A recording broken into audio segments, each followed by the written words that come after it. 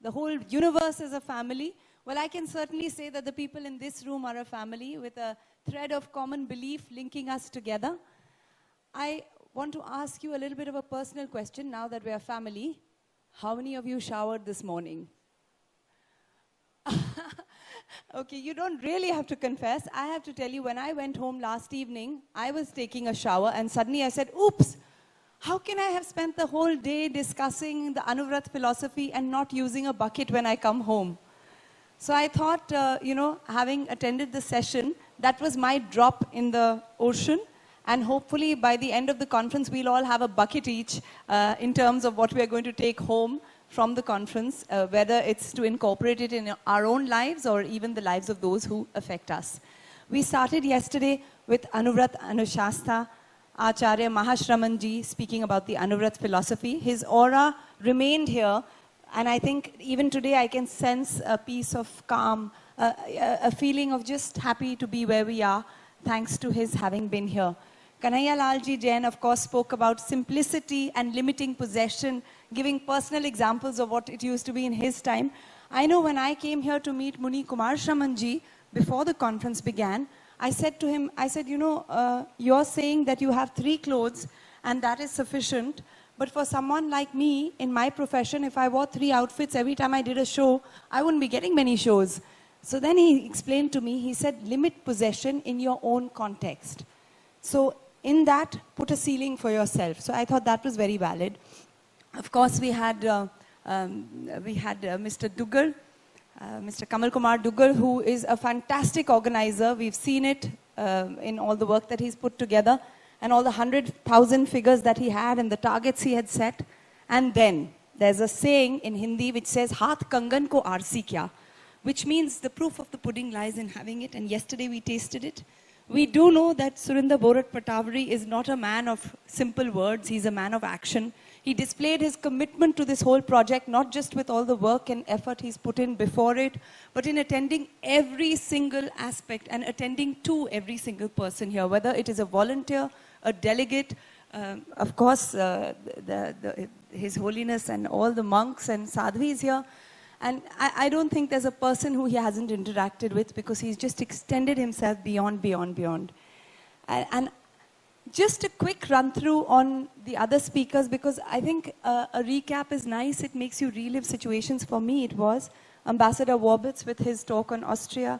We had, of course, Mr. Daffin, Dr. Daffin with his Scottish, honest enthusiasm and just really grounded words. And of course, we had Tara Sethia, who brought in an international Indian perspective into the whole thing. Then Bernie Meyer. Now, in today's context, I can understand why people wanted to just walk behind Mahatma Gandhi, because when I saw him, even I wanted to say, can we just walk behind you and lead a life as simple and effective as that? And of course, I won't go into each and every one of our speakers because you witnessed that, but that little dot on the world map, which was the water that we have accessible to us, has stayed with me. Dr. Rumi's beautiful Jain garden is more vibrant than the Garden of Eden in my eyes, because I can't imagine the lovely trees with the clothes and the jewels and the real jewels, which is the fruits of nature. More as we go along, because I think we've got so many wonderful speakers, and one should begin when you have so much in store. And we are going to begin with the plenary session. We have with us Claudia Pastorino. I'd like to invite her here on stage. It's a wonderful way to begin every morning, Claudia, because you started yesterday beautifully, not just with your voice, but with your flute as well. How you create a flute with your voice is a complete mystery. Please join us. We'll have Claudia begin the discussion, but first I'd also like to welcome Venerary Professor Dr. Jimwol Young Ho Lee from South Korea. He has spent many years on top of a mountain, and so with himself, and of course, you know, he's a Buddhist monk. So with all of that, the wealth that he has collected, he can now share with us at this conference. So thank you and welcome. We also have here Muni Mohindra Kumarji, right here on stage with us. He was initiated into monkhood at the age of 20. He had done his studies in Mumbai by then. He's hugely well-read, amazingly traveled. I think 10,000 miles would be a modest estimation of his travels. And obviously with all of that, he's shared and spread the Anuvrat philosophy and the peace and calm that moves with him. I'd also like to introduce Dr. Richard Fiennes from the UK. Design should be his middle name, or should we just say line? All said and done, that's what his life is about making sense out of simple lines and putting them together in a design that makes life come through in a colorful and creative and progressive and purposeful way. Dr. Fiennes. And with that, I hand over to Claudia. Are you going to begin again with some beautiful instrument? Well, anywhere in the speech, if you want to pepper it with a flute or whatever other instrument you have, it would add to our morning experience. Thank you, Claudia. Good day to estimated audience, honorable speakers, holiness, monks, and nuns. And many thanks to the organizers of Anuvrat International Conference for this kind invitation. Themes and aims of the conference take me to have some reflections on a topic that directly touched me many years ago, the vegetarian choice. About it, I would like to shortly share with you my experience. I was born 48 years ago in Italy, where I live, and during my childhood, I didn't understand some habits considered normal by society that I daily saw around myself and made me suffer. For example, the many animals I often saw agonizing and dying because of fishing and hunting, considered funny sports. And so, the chickens and the rabbits, my tender friends in games, ended up in our dishes.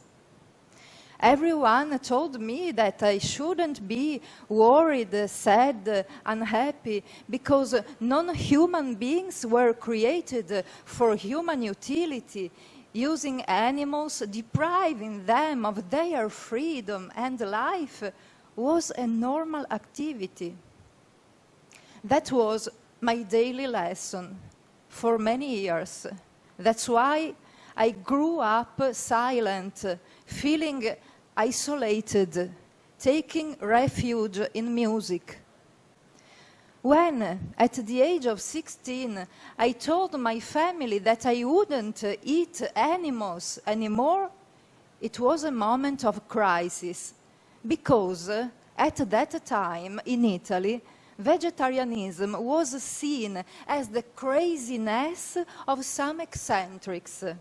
Everyone said that this girl was affected by teenage oddity that soon would pass. Since that choice to the present time, 32 years passed.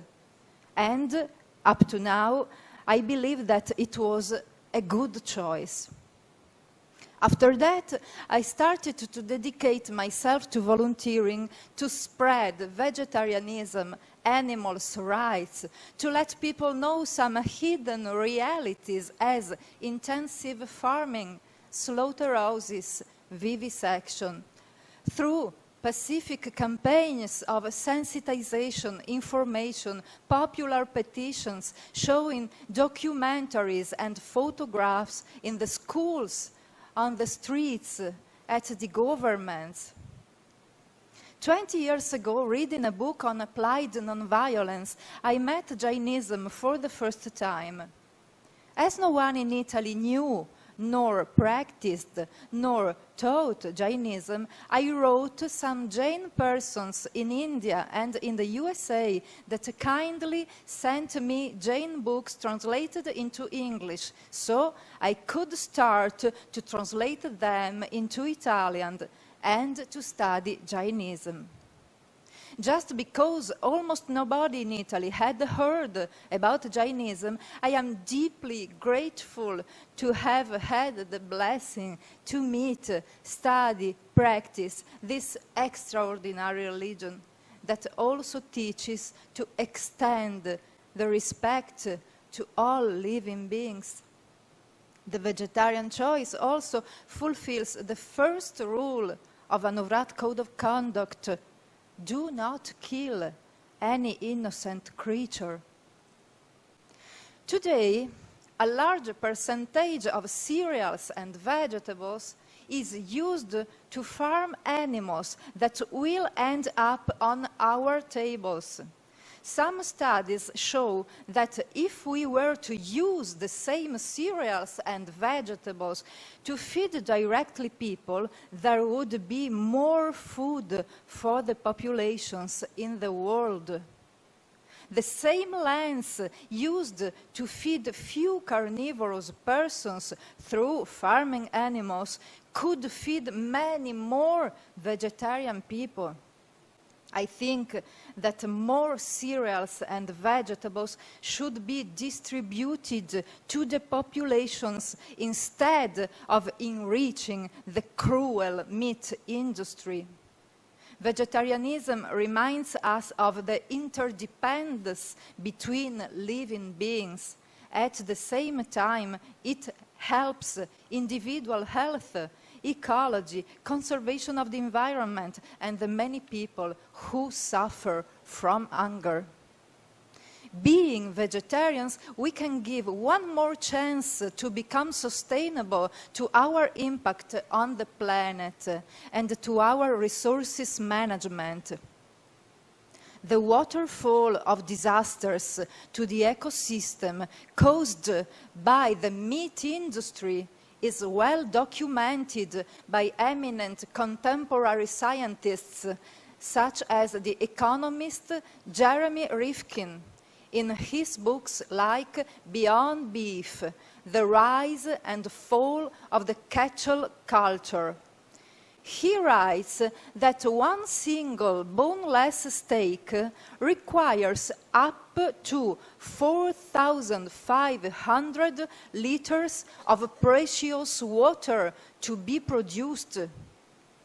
That livestock now consume nearly 1/3 of the world's grain, and that cattle play a central role in the future of our species.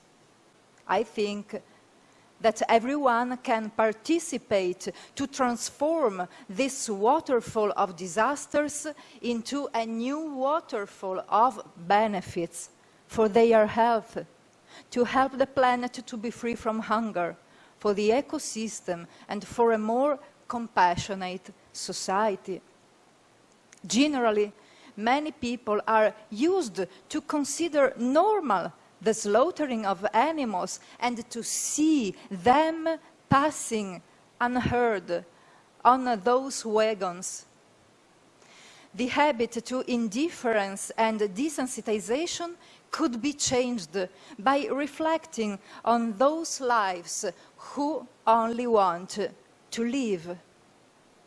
Anuvrat Code of Conduct also teaches to be always alert to the problem of keeping the environment pollution-free, not to cut down trees, not to waste water.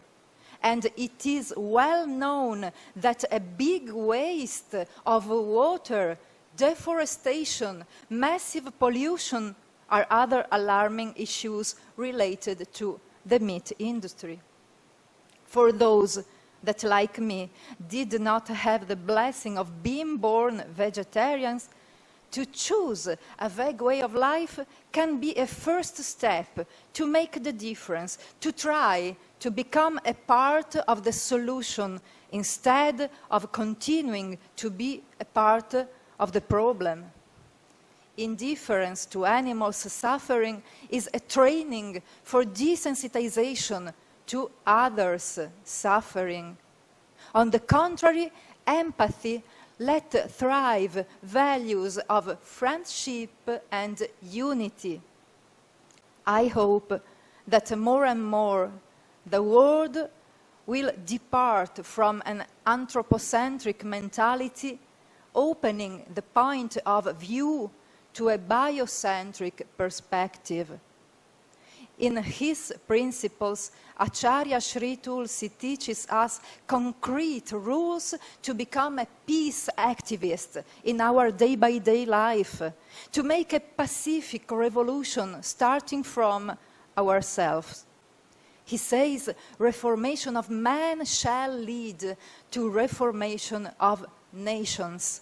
I think that people need his call today more than ever. Becoming a follower of his teachings can lead to a better coexistence and can be an inspiration for our students, families, friends, witnessing that it is possible to practice Anuvrat rules in our day-by-day life can touch the hearts around us and can plant a precious seed. The future is inside that seed that we are planting today. Like other countries, even Italy has been living a crisis, not only economical, but also a crisis of will, of trust, of hope. Lack of reference points, exasperated spirits, discouraged young people. But just from that situation comes a growing need for a higher perspective on the meaning of the existence. And I believe that Anuvrat message can enlighten, motivate, orientate people in this search and lead to individual and social improvement. Even if sometimes my heart is broken, seeing what daily happens against people, animals, nature. Also, I have seen some good cultural changes in the last 3 decades. For example, 30 years ago in Italy, the few vegetarians and the few activists for animals and nature's defense were seen as strange or fanatic people, as happened to me. But for some years now, the number of vegetarians has increased. Many shops and restaurants now have vegan and biologic food. Press and television talk about the veg way of life, and vegan physicians are no longer ousted from the media, nor considered heretics. Moreover, issues as animals' rights, conservation of the environment, welfare of the ecosystem are entering the common sensitivity. So, I hope that soon we will see cultural changes thrive in many other good directions. That will be possible also thanks to the commitment of organization like this one. Recently, in Italy, a small group of Italian people that, like me, study and practice Jainism has been formed. I dream that this group will grow up also with the help of a Jain lady from India living in Italy, kind friend of mine and ours. I hope that one day we will succeed to create a Jain cultural center to let people know the message of Anuvrat and to put a brick in the wall of our common building of a non-violent society for the future generations, and for our beautiful planet, and all the lives that it sustains. Many thanks for listening, and a special thank you to all the Jains that are for me guide and light. Jai Jinendra. Om Arham and Jai Jinendra to you as well. Claudia, thank you so much for your presentation.